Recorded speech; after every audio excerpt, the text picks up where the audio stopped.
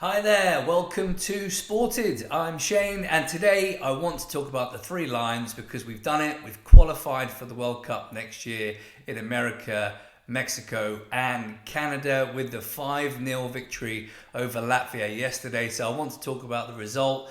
I want to talk about individual performances, the style of play, Thomas Tuchel's comments, and where do we go from here?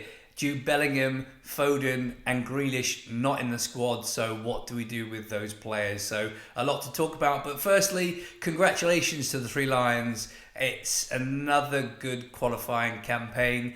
To be fair, the qualifying campaigns are never a problem. It's been brilliant previously, even going back to Capello when it was flawless, just like this campaign. That's never been an issue with the managers. It's always been against the teams that are either better than us or ranked higher than us. So beating the Latvias and all these Serbias and all these other teams, yes, I know they're not a given, and we shouldn't be arrogant enough to think that we should just turn up and win.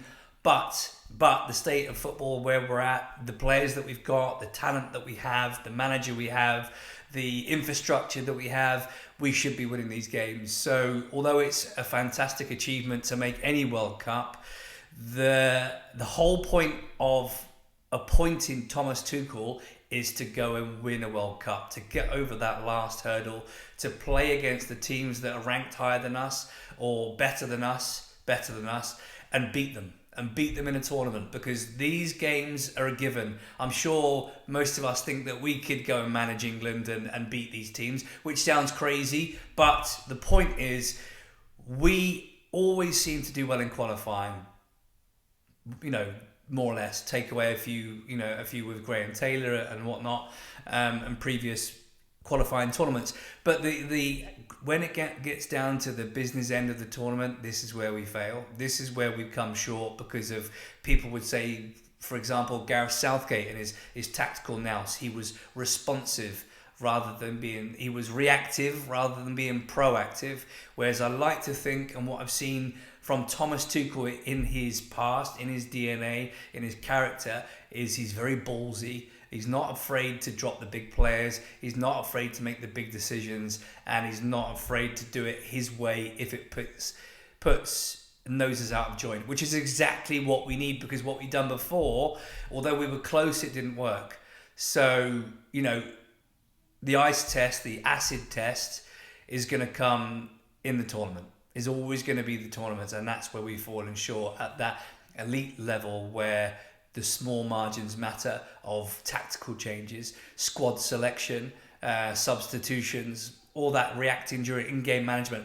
This is what Tuchel's here for. So let's pray it's getting better. You can see there's his philosophy, and the balance looks good, and I like the team selection, and they're playing good football at times. So let's hope we can build on this and gain momentum going into next year's World Cup, because it's going to be hot. Anyway, we've got one of the factors that we're going to face is the heat.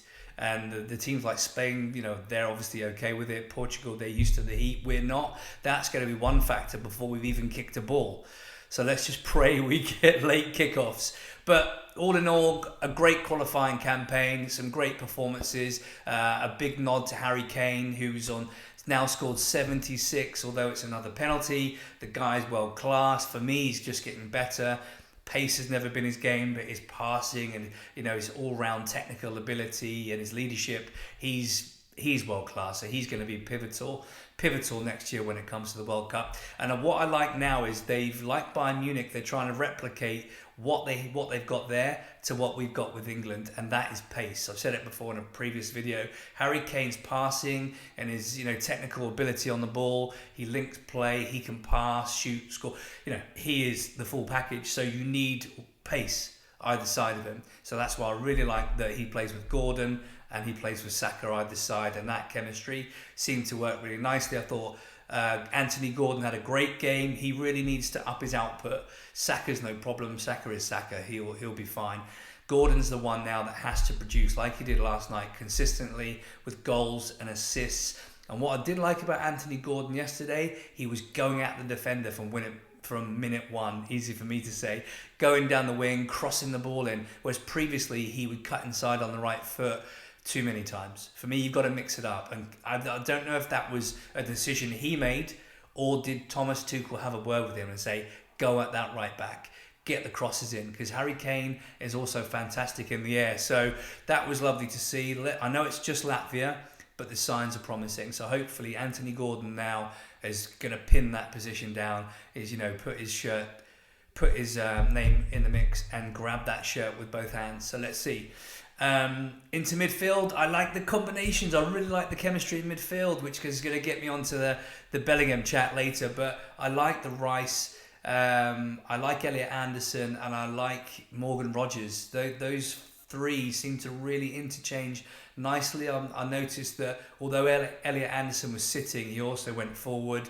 He was, you know, sowing passes left, right and centre, progressive passing, being aggressive out of possession and in possession.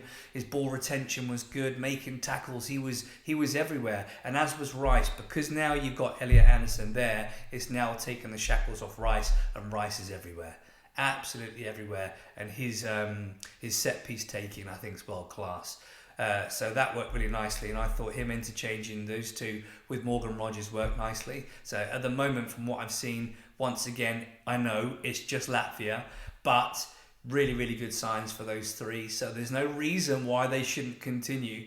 And that brings me on to the Bellingham. Oh, before I do, the defence played well again. I thought Stones was excellent once again, showing his leadership, and we just need to keep him fit. Gahey will come back in, but I like Konza again. Again, like I said before, steady Eddie, good on the ball. That last-ditch tackle he made, he must have sprinted about 40, 50 yards and made that sliding tackle to tackle the striker going in on goal. Absolute quality. The timing was perfect. He's big and strong and quick. He's good on the ball. I really like him. So he'll definitely go for me because he covers right back and the centre back positions. Should Gahey or Touchwood Stones get injured? I hope they don't. And then Jordan Pickford. Jordan Pickford, another couple of good saves. I think he's, again, I think I've said it before, underrated. Another clean sheet. That's 9 in a row, which I think is a record. 80 caps. He is one of England's best. I mean, he doesn't get the recognition, I think, maybe because he plays for Everton. If he was at a top 4, top 6 club, maybe he'd get more plaudits. But for me, excellent. Never let England down, and will be England's number 1 for the World Cup. No problem. But moving on. So, good result, qualified. I like Thomas Tuchel, what he's doing. But what do we do now with Bellingham?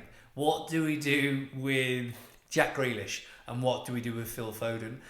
For me, they've got a bit of an issue because Jack Grealish will obviously like to play on the left, so he'll be vying with Anthony Gordon. But he's also got Rashford there, so he's up against it. But he's in good form and he brings us something different. But he's got to now convince Tuchel to take him because Tuchel likes Rashford. But Rashford is very similar to Gordon in a way. So let's see, will he go like for like? Will he take Rashford and Gordon, or will he take Gordon and Grealish? We'll see. Moving on to the number 10 position. Now this for me, most of the team looks like it already nearly picks itself. You got Saka, he's going to play. If he stays fit, he starts. Then Kane starts. For me, Rice definitely starts, and Elliot Anderson now definitely starts. So the only spare position going the shirt available would be number 10. So Morgan Rogers, Cole Palmer, Jude Bellingham, and Phil Foden, all vying for the same shirt. And for me at the minute, is Morgan Rogers' shirt. He's done nothing wrong. He's been excellent. The chemistry's right for those 3 players. And what do you do with Bellingham? He's at Madrid. He's world class, no doubt. Is there a problem with his attitude? Has he annoyed the manager? Has he annoyed the players? We don't know what's been said. Was the shoulder injury a smokescreen for not picking him? All things to be discussed, but there's no doubt Bellingham's talent. But has he got too good for his boots? Will it disrupt the squad? Will it disrupt the team, bringing him straight back in? Big ones, but this is why big decisions to make for Tuchel. But this is why we pay him the money, and this could make or break the campaign. For me, you don't bring him straight back in until there's a reason to, and Morgan Rogers is playing so well. There's no reason to disrupt that. Same with Phil Foden. For me, unluckily for Phil Foden, I don't think he'll make the squad. I don't think he's been playing well enough. Certainly last season was awful. And when he's up against Cole Palmer, it's Cole Palmer all day. When he's up against Jude Bellingham, it's Jude Bellingham all day. Foden, we've tried him on the left, we've tried him on the right. He doesn't go past people. He hasn't got the pace. That's not his game. So we can't play him on the wings. If he's going to play, the only position he is going to play well, if he does, is 10. And for me, Cole Palmer and Jude Bellingham and now Morgan Rogers are ahead of him, which is why I don't think Foden will go, which is a shame because he's a talent and he was Premier League one of the players of the year, I think, wasn't he, year before last?